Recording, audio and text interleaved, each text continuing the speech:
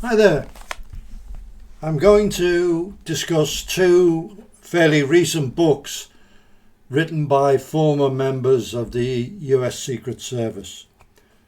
So firstly, Ken Valentine joined the Secret Service, and during his initial 6 weeks training at FLETC, his course coordinator was Dan Emmett, who was a legendary figure in the service, a former CAT agent, the counter-assault team agent, who were very intensively trained, and he specialized in hard physical training.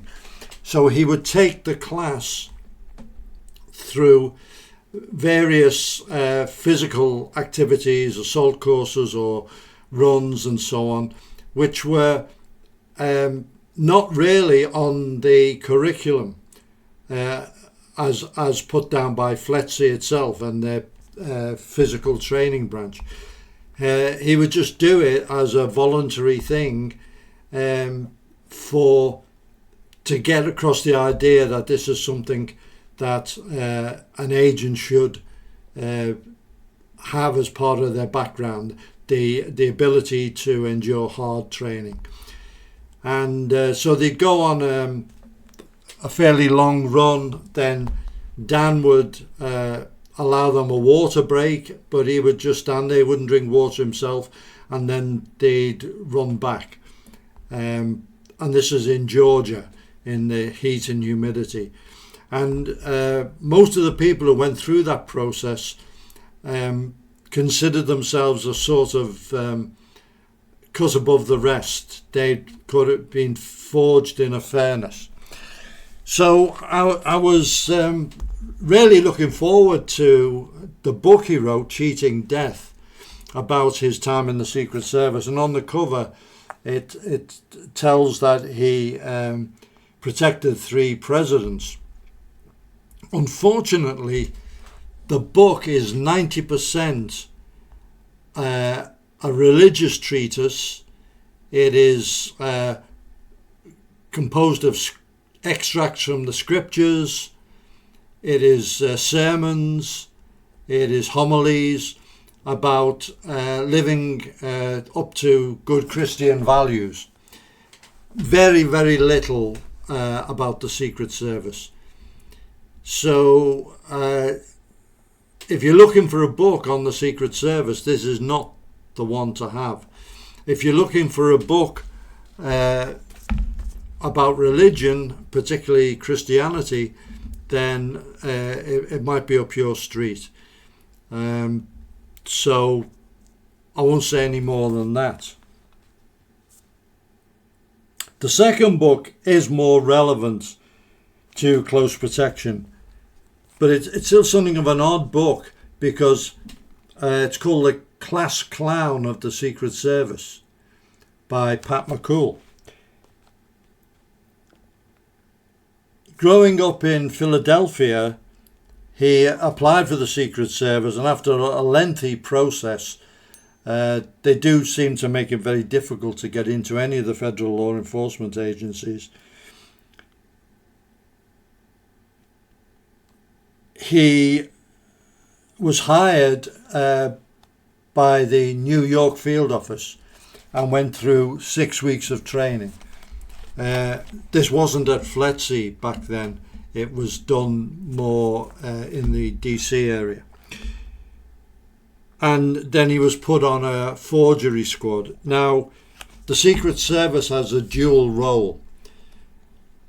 Historically, its role was to protect the currency against counterfeit, forgery, and any other transgressions, which in the modern era includes digital and online transactions. And to that aim, they have field officers all over the country. So the bulk of the work is to do with investigating basically white-collar crime. The other aspect is the protection of various VIPs, mainly political figures, United States politicians, and also foreign heads of state, and certain other entities as directed by Congress. And to my mind, the two roles are not compatible. I've always thought this, because the Secret Service was a Treasury Department agency. It clung to the currency role, and also many of the senior management in the service were looking to go into lucrative employment in the financial sector after they left the service, so they were cultivating connections and links, and were very loath to have any splitting of the two responsibilities.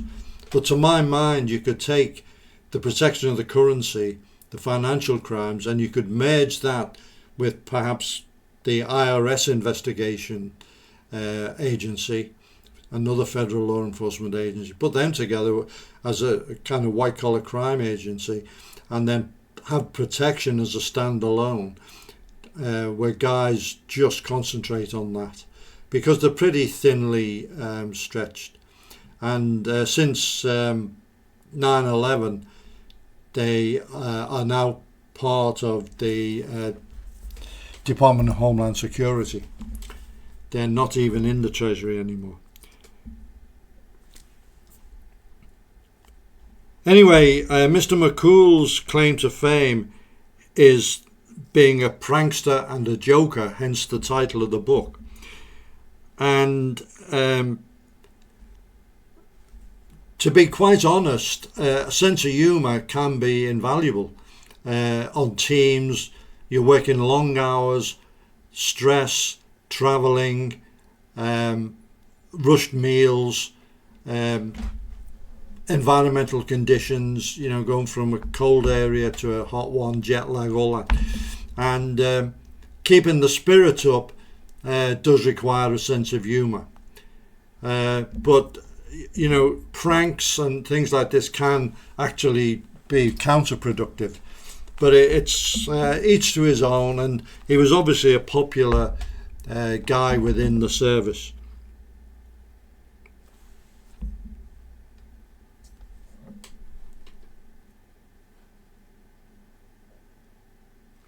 So his first stint was, as I say, on the forgery squad, and then eventually, as happens, those guys who work in the field officers are assigned to protection duties when there's a presidential or vice presidential visit to the area. They're mainly used for a standing post, what we call static, or holes and walls.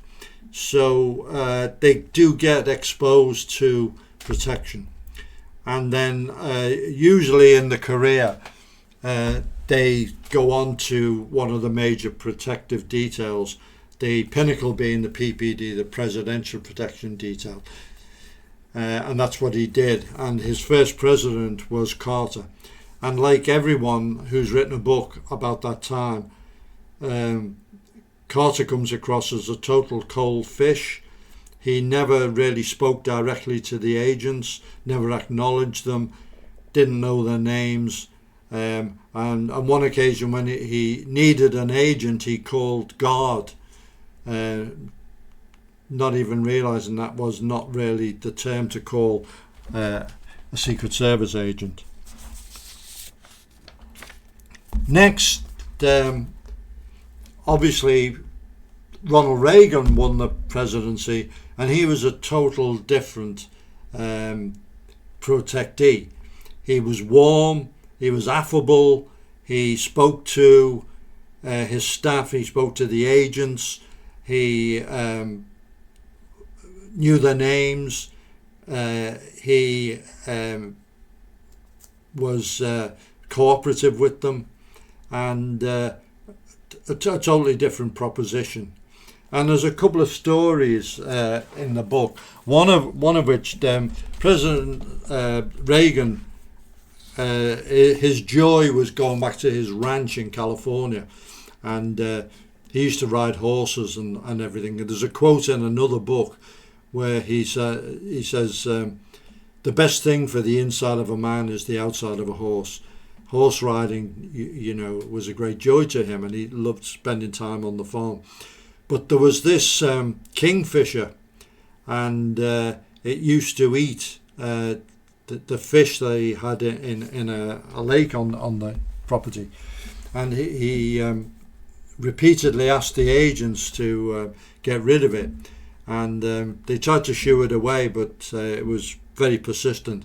And then one day he comes out with a rifle, takes a couple of pot shots, and Mr. Kingfisher revolves around the perch he was on and plummets into the drink dead. But this caused consternation, so they passed this up the chain of command. Most federal agencies are noted for sloping shoulders.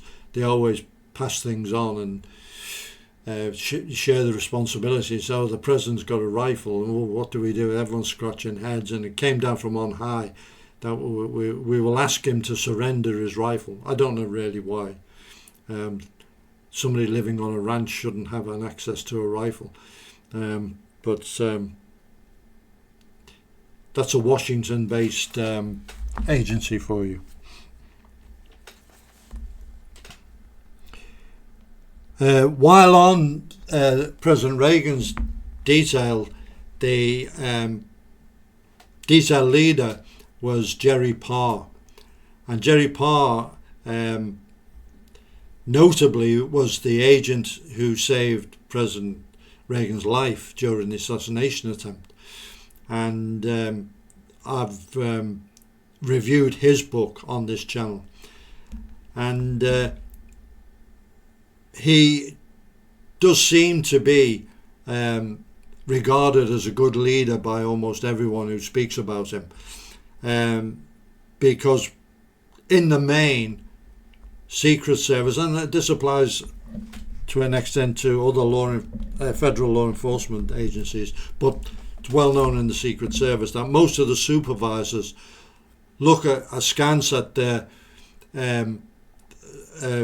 agents under their command with the kind of thought in the mind, what's he going to do today to mess me up, to cause me problems? That was sort of the attitude.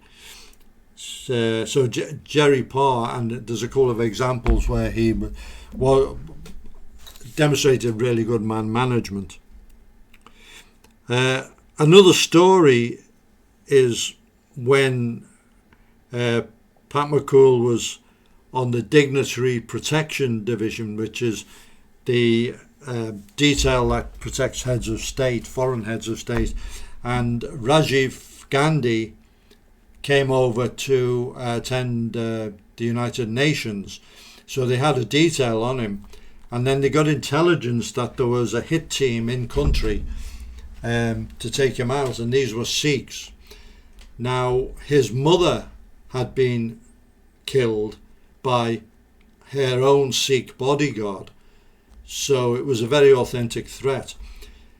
But what I found strange was the Secret Service immediately ran round, got extra personnel, got NYPD to have a massive footprint, etc., etc., etc.